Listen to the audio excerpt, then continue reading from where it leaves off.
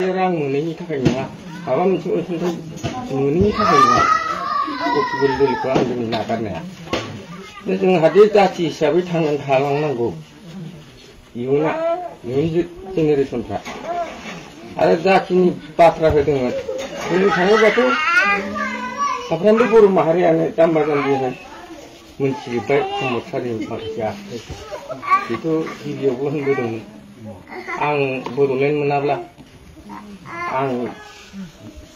मालाबाबो आङो माबा जाया EMCM जाया आरो आं गावबुराबो लाबावासै बे बाथ्राखौ बुंबोदोंमोन नाथाय जों दा मोगा मोगि नुबाय जे गावनो गाद्दिनिसो लबि जानानै जोंनि रायजो राजाखौ माखासे गुबुंलेयाव लाबोनायखौ जों नुदों आं बिनि थाखायनो दा जौखुबिल दोलोखौ नागारनानै हाग्रामा सारनि बिसि फानजायाव एंगेज जाबाय आरो आंहा फोथायनाय दङ गिबियाव जोंहा जेसेबां हाग्रामा सार सोलिबोनायाव जा मोननांगौ मोन्थाय मोनबोदोंमोन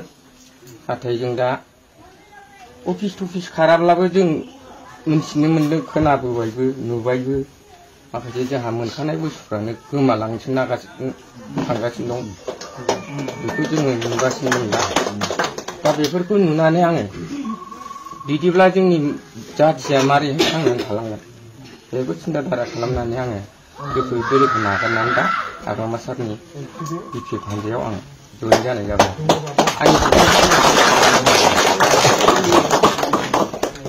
जोबोद साबायखर मोनसे जांख्रिथाया हारिमुनि फैयो समाज बिथिंनि फैयो थुनलाइनि फैयो दानि जांख्रिथाया जाहैबाय मोनसे राजखान्थिनि जांख्रिथाय आरो बे मोनसे आबुं राजखान्थिनि जांख्रिथायजों बर' हारि आरो जोंनि BTC आव रायजो जानाय विभिन्न हारि माहारिनि सुबुंफोरखौ जोङो खौसे मोननानै BTC खौ बोरै जोङो गावखुंथाय बेबस्थायाव लाखिनो हायो